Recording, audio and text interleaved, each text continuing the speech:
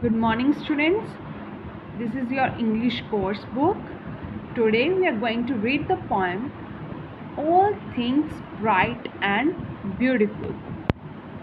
So, can you tell me what the poem is all about? Yes, you're right. All things. All things means that whatever you see around you, that may be a tree or an insect, some flowers, lakes, mountains, children playing in the garden, people roaming on the road, and so on. Okay, now when you look around and observe all these things, whether living or non-living thing, you find all these things bright. Bright means colorful, full of different colors, and all the things which you look around with your eyes attract you. More so, the color of the things attract you, which makes you call them beautiful. Okay, now let's understand the poem stanza by stanza. Okay, first I'll explain you the first stanza of the poem. Now, first line, all things bright and beautiful. I hope it's clear to you. So let's move on the second line of the paragraph. All creatures.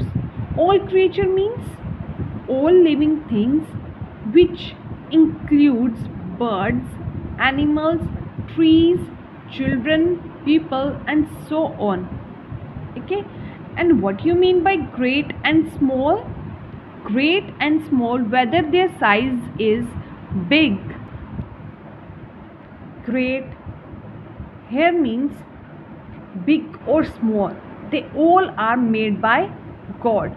So when you say big, you mean tall trees, mountains, bear, maybe a cobra, snake, all things which are big in size. And small which are small in size, like ants, insects, small plants, babies, they all are small in size. All things wise and wonderful. Wise means, another keyword in the paragraph is wise. Okay, wise means all things which are made by the God are so intelligent, they possess in knowledge, they can understand what is right or wrong, like humans. Animals, even plants too, have a knowledge why they move towards sunlight.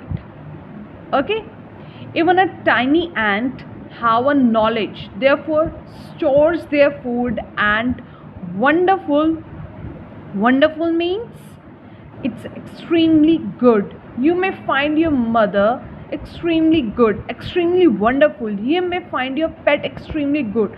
All such things are made by the God. So the God made them all. Okay, last year now, the Lord made them all. That means the God made them all. When you say them here stands for all creatures, all the living things. Okay, so over here, but you can see all means each and everything, whatever we see around us, whatever exists in the world. Now let's understand the second paragraph. Here in the second paragraph, poet is talking about flowers, birds. These are also made by the God. Okay, flowers, bird, these are also made by the God. These are also the creations of God. Now, what do you understand by each little flower that opens, which means birds? Okay, small birds which are little and they are opening up. Okay, each means everybody, every bud, little flowers, each and every bud that opens up into a flower.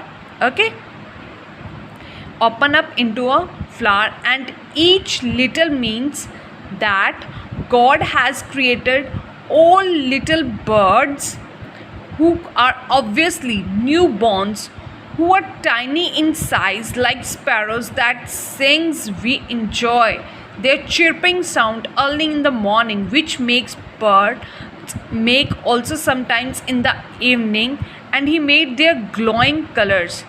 Okay, written he made their glowing colors. This there he is talking about, they written there he is talking about little flowers. Okay, because the glowing colors are also added to the flowers by the god, and he made their tiny wings. So there he is talking about the little birds who need the tiny wings to fly. Now let us understand the next stanza. Okay, the purple-headed mountain, the river running by. The purple-headed mountain here assembles to the mountain in England. Okay, valley, that is Blorenge Mountain. The name of the mountain is this one, Purple Mountain. What's the name of this mountain? Blorenge Mountain. It's in England. Okay, the poet must have visited this mountain place from where she views such a beautiful mountain. The head of the mountain is purple in color. That is why she wrote purple-headed mountain. And the river running by, the river is River Usk. Okay, the name of the river is River Usk. It is flowing in the valley of the mountain. Name of the river is River Usk. Okay, further the poet talks about the sunset and the morning. So when poet talks about sunset, it means poet is talking about evening, and when the poet talks about morning, it means poet is talking about sunrise. So the sunset and sunrise brightens up the sky.